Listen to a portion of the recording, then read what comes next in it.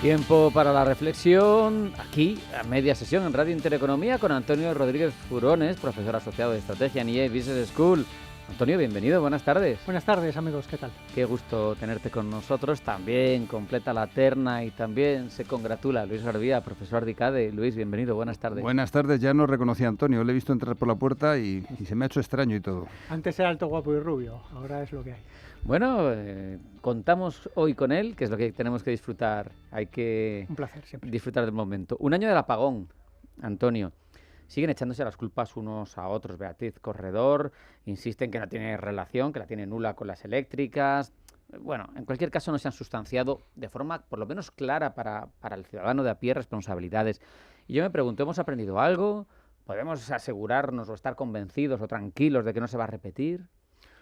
Bueno, a nivel técnico, lo que sí que consta, e incluso en lo que han sido las distintas comparecencias en el Senado, sí que consta que ha habido mejoras a nivel operativo de lo que es el match, ¿no?, entre oferta y demanda, que ya sabes cómo funciona esto, que hay una programación mensual, semanal y luego diaria, y entonces en el match diario de preparación, pues sí que parece que han introducido una serie de mejoras operativas con el fin de tratar precisamente de ajustar la sincronía y la sincronía de las fuentes energéticas de la mejor forma posible. Pero lo que no se ha hecho público es un diagnóstico, digamos, de la causa principal, ¿no? Y por lo tanto, nosotros podemos intuir por dónde viene efectivamente de esa descompensación de lo que son las distintas fuentes generadoras de energía, algunas que pueden ser más planificadas, otras que no lo son tanto y por lo tanto pueden descompensar ese macheo que es necesario en términos físicos por la dificultad de almacenar lo que es la energía. Y hasta que no se ponga en claro ese diagnóstico de una forma lo más aséptica, objetiva, técnica posible y acorde con ello se planteen soluciones estructurales, la verdad es que no se perciben soluciones estructurales, sí soluciones a nivel operativo con el fin de tratar de mejorar un poco lo que es la comunicación entre las eléctricas, el organismo regulador, etcétera, pero no se ha sustanciado un cambio estructural que parece que sería necesario porque el problema que se generó fue tremendo. Qué pertinente tener hoy dos ingenieros. Además, en tu caso, has tocado ese sector, el eléctrico. Es mi especialidad. Al final, lo que sucedió aquel día lo sabemos prácticamente desde el día siguiente. La solar fotovoltaica, hubo dos plantas en concreto, que la solar fotovoltaica lo que tiene es asincronía en relación con la red, mientras que los ciclos combinados, para que lo entiendan nuestros oyentes, si tú tropiezas y el peso lo llevas cercano al suelo, no te caes. Aquellos muñecos tentetiesos. Pues los ciclos combinados, si hay un tropiezo en el sistema, la gran inercia que tienen los ejes tractores de las turbinas hacen que el sistema siga funcionando. En cambio, el equilibrio de lo fotovoltaico es asíncrono. Es decir, si hay un tropiezo en la red, como hubo aquel día, pues es posible o entra dentro de lo posible que acabemos tropezando y el propio funcionamiento, lejos de ayudarnos a mantener el equilibrio, nos saque. Aquel día hubo un problema de asincronía con la solar fotovoltaica. Desde entonces hubo 2 días, 3 días que ya solo se producía con ciclos combinados y se sacó la fotovoltaica para evitar que pudiera volver a suceder. O sea, de momento ya sabemos que así podemos tropezar y es difícil que volvamos a tropezar otra vez con esa misma piedra. Y luego, en relación con la parte política, que no es técnica, eso de las responsabilidades, pues si sabemos ya la moratoria nuclear quién la pagó, hago spoiler, la pagamos entre todos, pues esto no deja de ser más que una piedra en ese mismo camino en el cual cualquier empresa del IBEX 35 / la administración pública se lava las manos y al final suceda lo que suceda, el responsable se esconde y el plato lo acabamos pagando los ciudadanos. En resumen, Rafa, nada nuevo bajo el sol. Tremendo. No sé si pagaremos también las veleidades imperiales del hegemón, como se suele decir, porque sabemos que primero los aranceles, luego meterse en el avispero de Hormuz, pues ha generado unas condiciones económicas que sin duda quienes rigen el precio del dinero van a tener en cuenta de una manera u otra, o quizá no lo hagan tan evidentemente porque es una inflación, en este caso, que no es de demanda, sino de oferta, y subir tipos no suele responder tan bien a este tipo de inflaciones, pero esta semana tenemos reuniones de bancos centrales, sabemos las peculiaridades de la de Estados Unidos con la presión de Trump para que se bajen tipos. ¿Cómo lo ves? Pues ahí tenemos sobre la mesa también un riesgo de esta inflación que ya se está poniendo, ¿no? Fruto un poco de que esa crisis, cuando empezó la crisis de Hormuz, ¿no? Los ataques combinados de Israel y Estados Unidos a Irán y la respuesta de Irán, pues más o menos los mercados estimaban que si podía aguantar, digamos, en situaciones que no generan inestabilidad a largo plazo, pues 4 o 5 semanas, pero ese periodo de tiempo ya ha pasado. Y no se vislumbra un cierre de esa crisis, pues, más allá de lo que son los tweets a veces encontrados en un sentido que por la mañana se dice una cosa, por la tarde se dice otra, que si vamos a ir a Islamabad, que si dejamos de ir porque unos no han ido, si los otros no han ido. Parece que también que hay una cierta confusión de si ha habido un golpe de Estado por parte de la Guardia Revolucionaria en Irán o no. Entonces toda esa situación de incertidumbre los mercados lo digieren mal. Yo lo que me temo que va a pasar en las reuniones estas de los bancos centrales es que la solución que se va a plantear va a ser transitoria. Es decir, estamos en un entorno de incertidumbre, yo creo que tomarán una decisión pues para seguir la pelota a la espera de ver efectivamente cuál es el escenario final. No espero grandes noticias o grandes llamamientos o grandes bajadas o grandes subidas, sino que yo creo que va a ser un laissez-faire, esperar a ver un poco precisamente cómo se acaba de resolver lo que es la crisis, claro. Luis, supongo que tú acudirás a tu cita con Marta Isern y en cuanto al especial de la FED, pero una FED que tiene además el desembarco progresivo de Kevin Warsh, que no sabemos hasta qué punto la Casa Blanca cada vez pesa más en sus decisiones, pero este contexto, ¿cómo crees que lo van a gestionar? Sí, mañana por la tarde, al final estamos efectivamente en un momento de transición y por un lado, tenemos todo lo oficial, que coincido con Antonio. Ya Lagarde dijo la semana pasada que no iba a haber cambios en los tipos de interés y Powell lleva diciendo meses eso de que es más costoso subirlos o bajarlos que mantenernos como estamos. Pero en este sentido, por un lado estamos viendo esa Fed con su base monetaria, con sus dólares, y al mismo tiempo estamos viendo cómo emerge un sistema financiero paralelo. O sea, el 30 de abril, en un par de días, se reúne el BRICS Plus, que al final están desarrollando una infraestructura de pagos en paralelo. Luego, debido al estrecho de Hormuz, hemos empezado a ver cómo empezamos a ver barriles de petróleo que cotizan en en yuanes. Y del mismo modo tenemos las stablecoins que están absorbiendo gran parte de la deuda pública y que en cierto modo está siendo dinero B, dólares B. Por lo tanto, tenemos una Reserva Federal que cada vez más se mantiene en el escenario desde un punto de vista estético y un sistema financiero que por la parte del dólar mismo, con las stablecoins, pero también por la parte de el propio sistema SWIFT. O sea, al final, el hecho de haber desconectado, el haber usado el sistema SWIFT como un interruptor con Rusia en concreto tras la invasión de Ucrania, lo que ha llevado a todos los BRICS es decir, mira, hoy ha sido con Rusia, pero es que mañana perfectamente puede ser conmigo. Y lo que está haciendo el sistema no estoy diciendo que el dólar haya caído, que mañana no vaya a haber dólar, sino que poco a poco se está produciendo una transición a un sistema monetario más descentralizado, más fragmentado, donde, si bien yo creo que todos podemos adelantar cuál va a ser la decisión de la Reserva Federal en cuanto a tipos de interés, pues cada vez más esa decisión importa menos al mundo en el que estamos viviendo, como tantas otras cosas, Rafa. Antonio, aprovechando ese pie que nos ha dado Luis, te quería preguntar precisamente por esta crisis. Tú decías, están esperando, pero la crisis es algo coyuntural, va a pasar y van a quedar los cambios que ha provocado, porque seguramente, lo que decía Luis, ya no va a ser todo exactamente igual. Yo quiero que hagas una reflexión sobre cómo nos ha desnudado en nuestro modelo económico occidental todo lo que estamos viendo, todas las dependencias, pero también incluso respecto de esa primera potencia, que lo va a seguir siendo, obviamente, en los próximos años, no sea a largo plazo, pero esa excepcionalidad estadounidense que tanto le sirvió y que desde fuera, desde un lego en la materia, da la sensación de que Trump se ha empeñado en terminar con ella, a pesar de lo bien que le ha servido, ¿no? El dólar ha sido siempre moneda de reserva, les ha permitido darle a la maquinita de imprimir billetes verdes sin problemas, no era tan problemático tener una deuda y ahora se le junta toda la tormenta perfecta, tiene una deuda tremenda, 39 billones, pero en paralelo él decide dinamitar todo ese statu quo y se empiezan a ver movimientos en esa línea. Sí.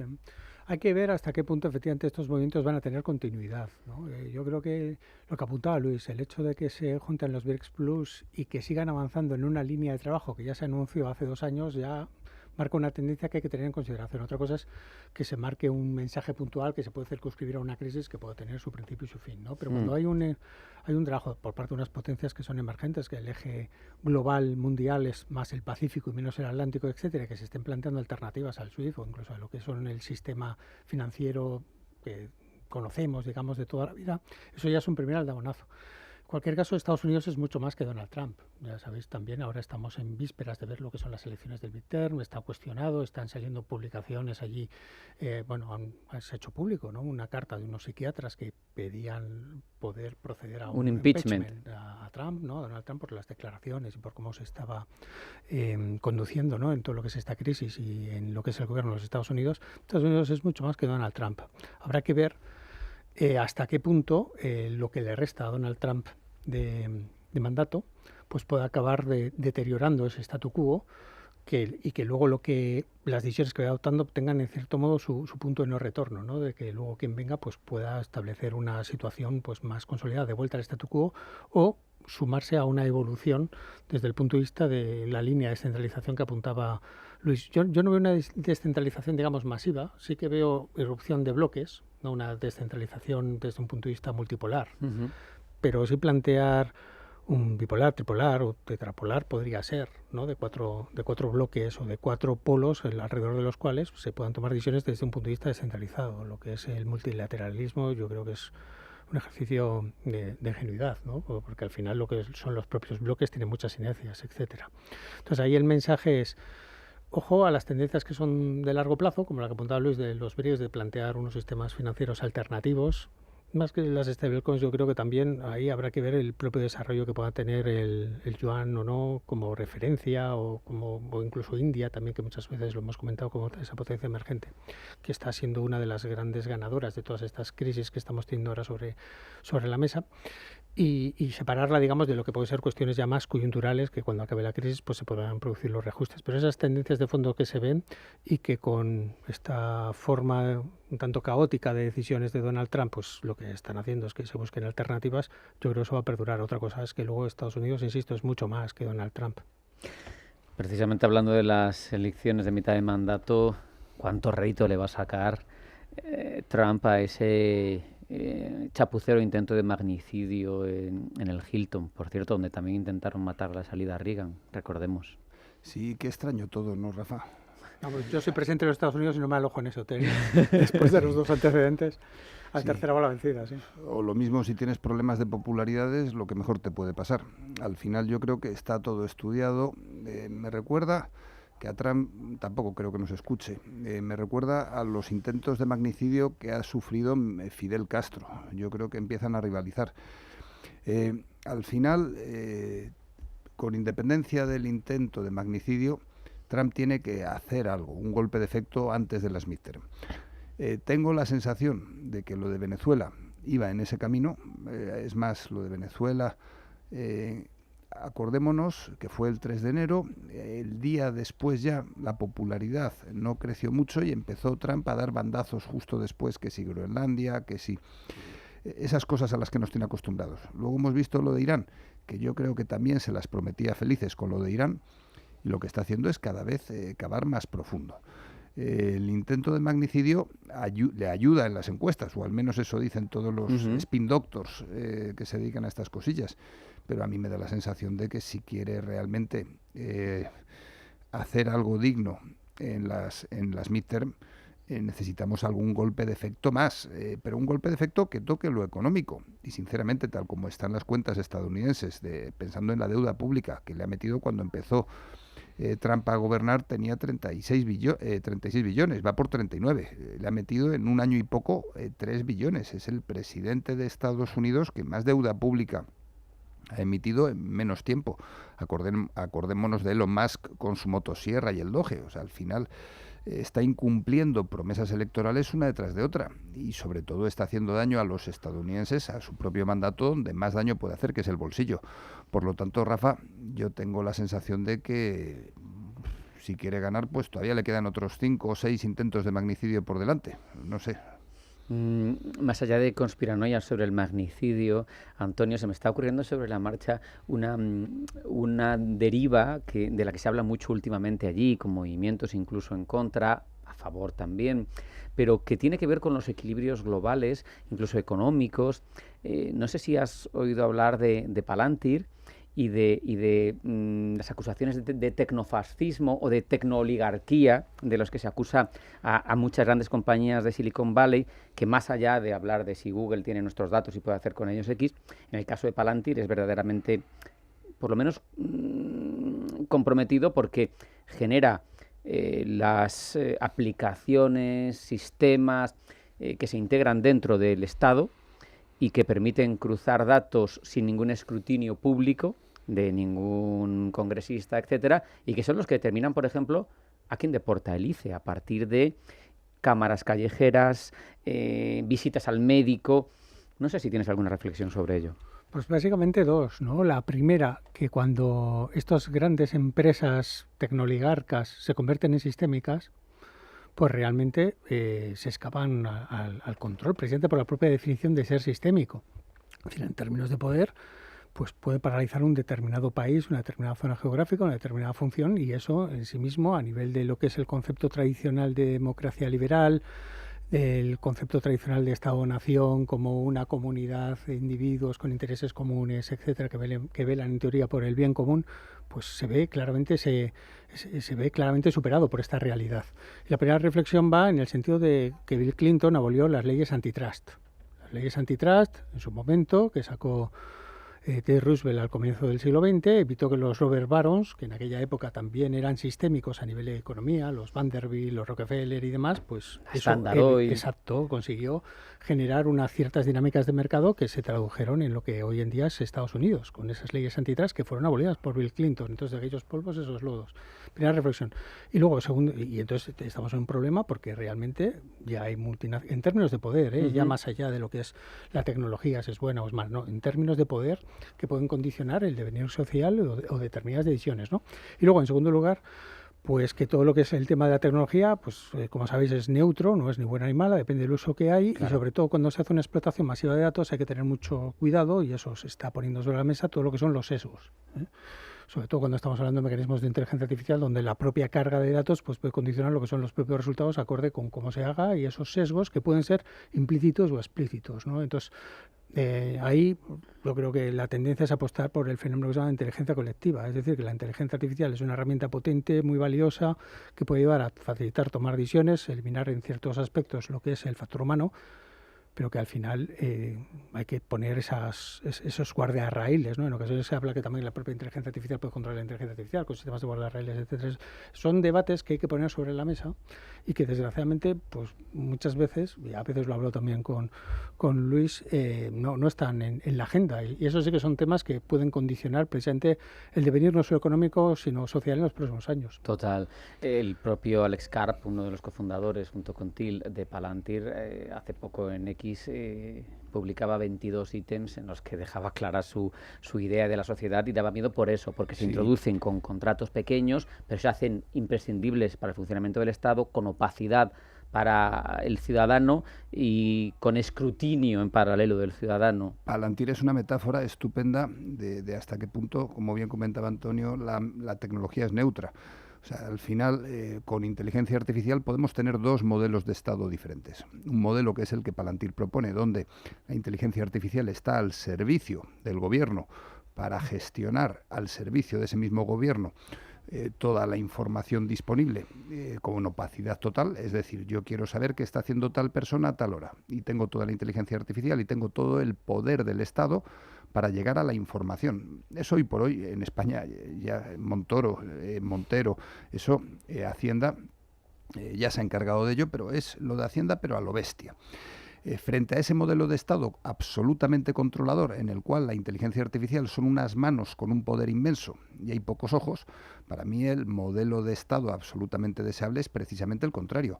Una inteligencia artificial al servicio de los ciudadanos y transparencia. Muchos ojos, todos podemos mirar, y pocas manos. Al final, insisto, la inteligencia artificial es una herramienta neutra y del uso que hagamos de esa herramienta depende directamente nuestro bienestar, por un lado, y por otro lado, el monopolio y la riqueza de unos pocos. Cada vez está más en cuestión, me gusta que lo hayas mencionado, el Estado-nación westfaliano.